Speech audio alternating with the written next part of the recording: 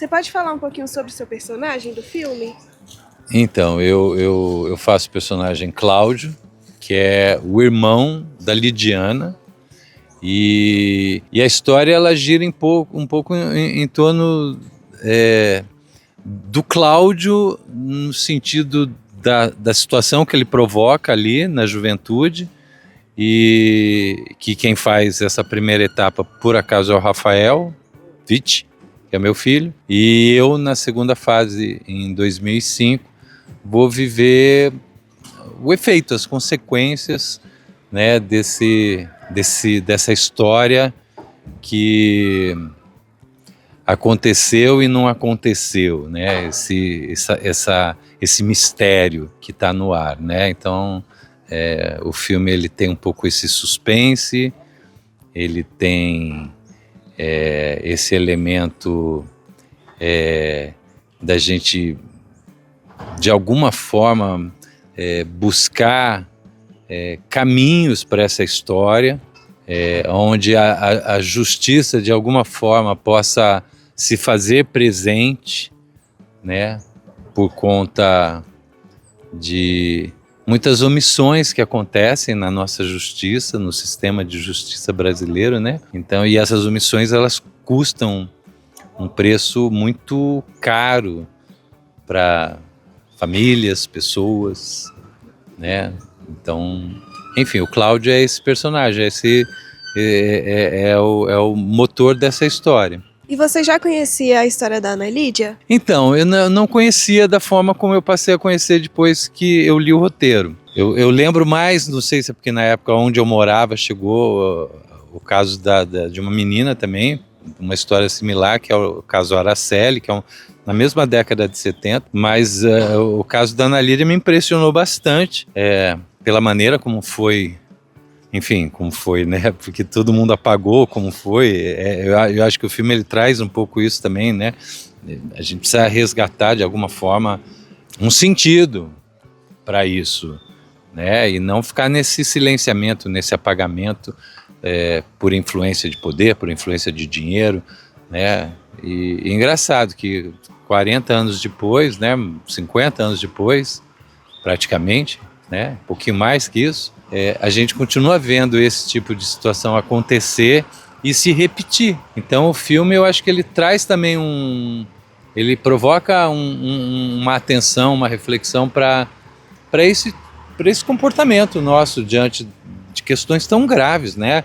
A gente fala hoje de pedofilia, no filme tem indicações, né? É uma criança de 7 anos que foi violentada antes de ser assassinada. A gente tem pessoas que detêm poder, que detêm dinheiro, que detêm influência, omitindo, silenciando testemunhas, apagando vestígios de provas, né? Esticando todas as brechas que a justiça dá até uma história como essa, que é inacreditável, um homicídio desse grau, prescreveu. Né? Mesmo que hoje alguém fale, olha, foi assim, foi essa... Não, prescreveu. Vira a página dessa história, não tem. O filme, ele é inspirado. Ele não é um filme baseado no fato.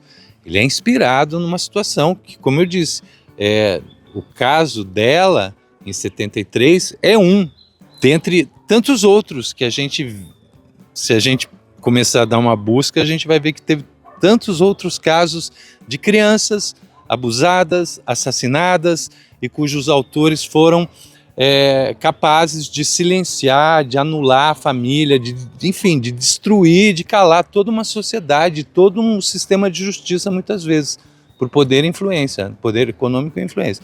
Então, na nossa história, a gente tem um personagem que vai fazer a justiça. É como se ele fosse, assim, a voz da população querendo justiça, e ele vai fazer justiça da maneira dele. Se é a melhor maneira ou se não é, não sei. Aí cabe o julgamento a quem assiste, mas é uma maneira de reacender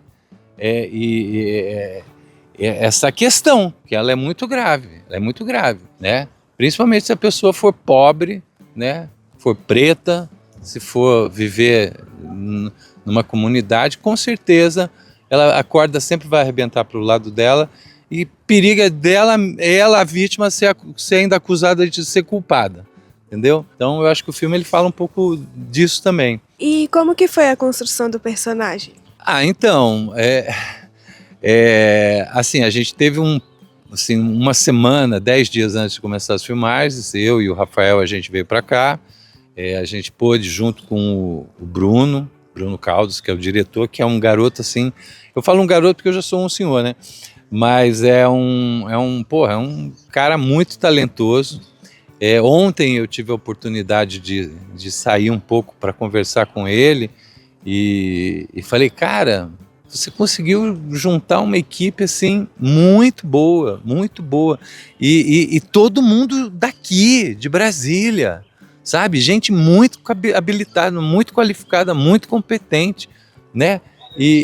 Então, assim, esse Bruno, que é o diretor, que nos trouxe essa história, que apresentou essa história para mim e para o Rafael, uns 10 dias antes a gente fez encontros diários, onde a gente podia fazer alguns ensaios de cena com outros atores daqui, que fazem parte do roteiro do filme, e poder conversar um pouco sobre como a gente ia fazer, porque são todos os personagens de 73, eles são dobrados por outros atores em 2005. Então tem desde a semelhança física, né, até a pontos em comum de comportamento, de gesto, que um personagem lá da frente continua trazendo lá de trás. Então isso foi bacana também, porque permitiu a gente expandir mais o olhar sobre esses personagens. O meu Cláudio, ele é um universo muito mais subjetivo do que o Cláudio de 1973, que é onde as ações acontecem. Eu vivo o efeito disso, a culpa, o medo, a frustração, o remorso. O Cláudio é um cara, ele carrega esse drama, essa tragédia nas costas, porque de alguma forma ele se sente responsável por aquilo ter acontecido, né? Se ele não tivesse rodado, se ele não tivesse feito o que ele fez, a irmã dele, a Lidiana, no filme estaria viva, talvez todo mundo estaria muito bem, mas foi aquilo, né? A vida, ele criou uma situação, a vida veio, puxou o tapete dele e esse tapete custou muito sofrimento, custou muita dor. Como é que foi trabalhar nesse filme? Foi muito legal, é uma experiência única pra mim, mas tomara que ainda tenha outras. E você trabalhou com o Rafa, né? Com o pai dele, com o João. Como é que foi trabalhar com esses atores?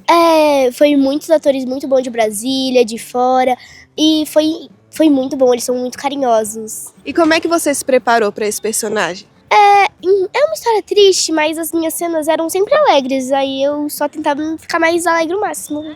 E você já conhecia a história da Ana Lídia? Antes de eu saber qual era a história do filme, não. E você mora aqui em Brasília mesmo? Como é que foi trabalhar em casa?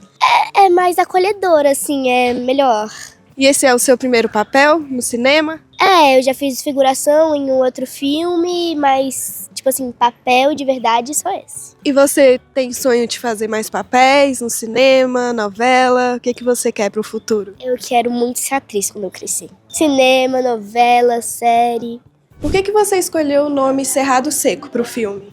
Eu tô no Planalto Central, no meio do Cerrado, né? Um nome que eu acho que tem um impacto, né, visual, tem um impacto sonoro, tem um impacto de textura, né? Que representa a proposta de linguagem que eu quero propor pro filme, trazer pro filme. Acho que ele resume bem também a aridez, né, que tem no Cerrado e a aridez dos sentimentos que estão envolvidos nessa história, né? De sofridão, o Cerrado é um bioma de resistência, tortuoso, então isso tudo comunica com a dramaticidade, com a narrativa do filme, né? E como que foi o seu primeiro contato com a história da Ana Lídia? Desde criança, a gente de Brasília ouve essa história, é uma coisa que parece que é um mito local, assim, essa tragédia, né?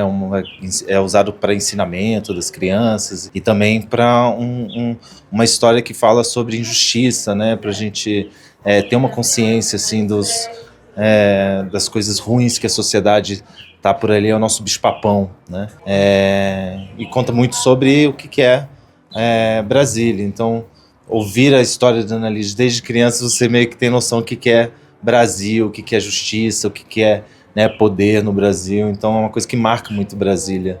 E por que você decidiu transformar essa história da Ana Lídia em um filme? Olha, eu como cineasta, fazendo um filme, tudo se casou assim para mim, sabe?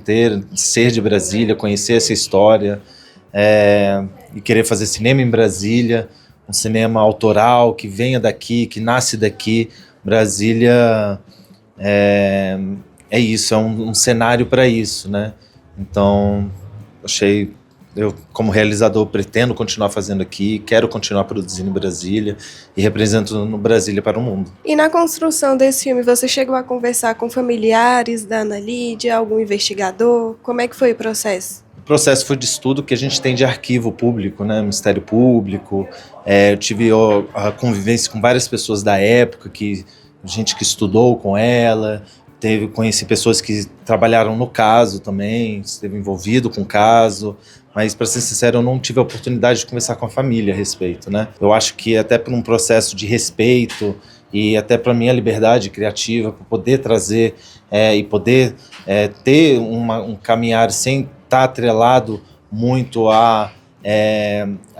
aos fatos que eu não conheço, e eu acho que o filme fala muito disso, o que a gente conhece, o que a gente teve acesso, criou um espaço para eu poder criar também um cinema novo, um cinema, né, que fale sobre o que é o movimento cinematográfico brasileiro hoje. Eu acho que não me propus a fazer um documentário, faço documentários, mas foi uma escolha mesmo que eu acho que poderia aumentar mais ainda o conflito que eu tenho e, né, a encarar essa história, o medo que a gente sempre tem, encarar essa história. Então eu preferi manter uma certa distância para até preservar a família desse processo, porque às vezes pode não entender o que a gente está fazendo e pode de repente querer influenciar de alguma forma, sabe? E o que eu acho que a história da Ana Lídia traz é muito esses recortes do que as pessoas acham ou que o Ministério Público achou, que a polícia investigou, né? Então eu não tenho a expectativa de ninguém me contar a verdade. E é sobre essas mentiras e essas pseudo-verdades, essa manipulação da informação